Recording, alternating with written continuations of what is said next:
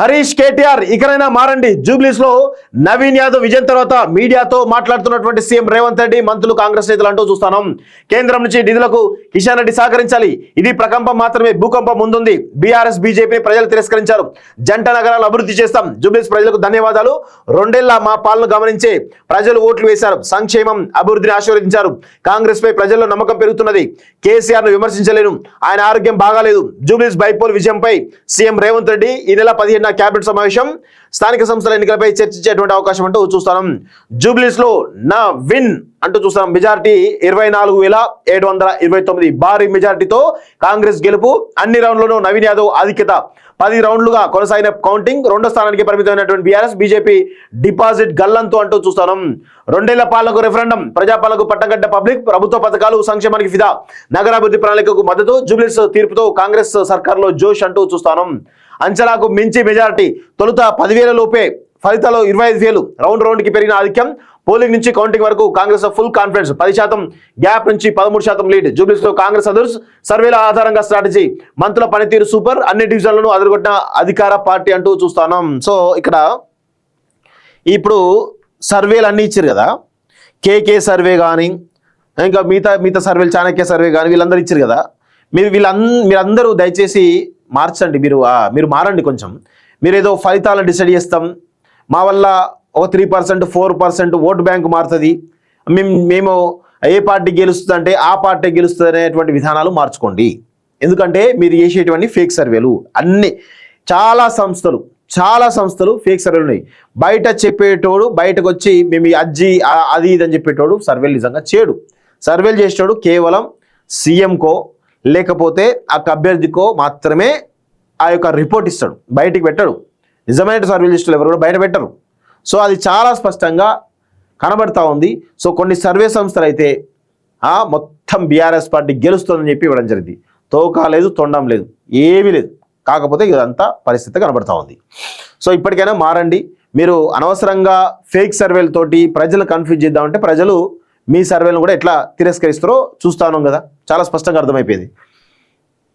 ఎన్నిక ఏదైనా Revanth strategy perfect. ఆత్మవిశ్వాసంతో ఫైట్. బీఆర్ఎస్ కు చెక్. 2019 నుంచి 2019 పార్లమెంట్ నుంచి 2020 బైపోల్ వరకు ఆయనే కీ రోల్. వ్యూహాత్మకంగా ప్రత్యర్థులకు చెక్. గులాబీని మట్టి కనిపించేందుకు కంకణం అంటూ చూస్తున్నాం. సోషల్ మీడియా స్టంట్స్ కు బ్రేక్. జూబ్లీస్ ప్రజల తీర్పుతో షాక్. ప్రభుత్వానికి వ్యతిరేకంగా ఏఐ వీడియోలు, ఆశించిన తీరులో రాని ఫలితం అంటూ చూస్తున్నాం. సో ఎంత దారుణంగా అంటే, సో నిన్న ఇక్కడ ఒకటి చెప్పాలి, చాలా కామెడీ విషయం. కాంగ్రెస్ పార్టీ వాళ్ళు ఏ విధంగా ర్యాగింగ్ చేస్తున్నారు చూడండి. బీఆర్ఎస్ పార్టీ కారు గుర్తును చాలా దారుణంగా చేస్తూ ఉన్నారు.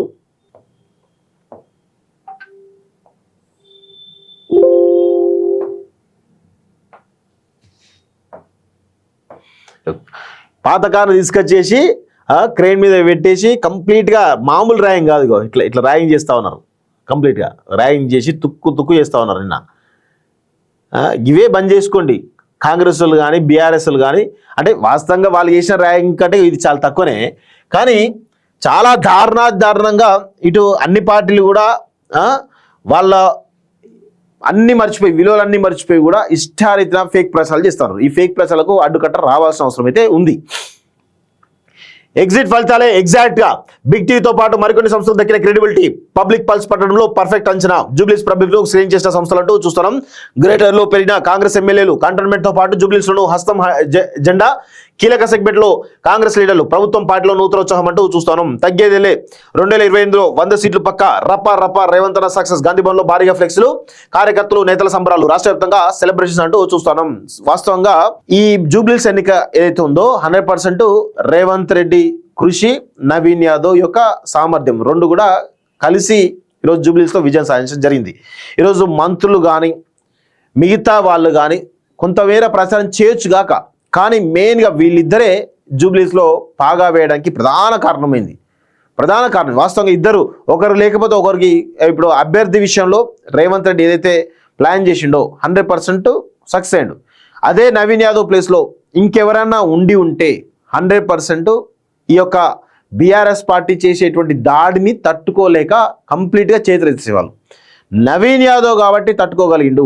నవీన్ యాదవ్ కాబట్టి ఆ యొక్క కౌంటర్కి ప్రతి కౌంటర్గా వేయడం జరిగింది. సో సక్సెస్ కావడం జరిగింది. వేరే వాళ్ళు ఉంటే మాత్రం 100% ఓడిపోయేది.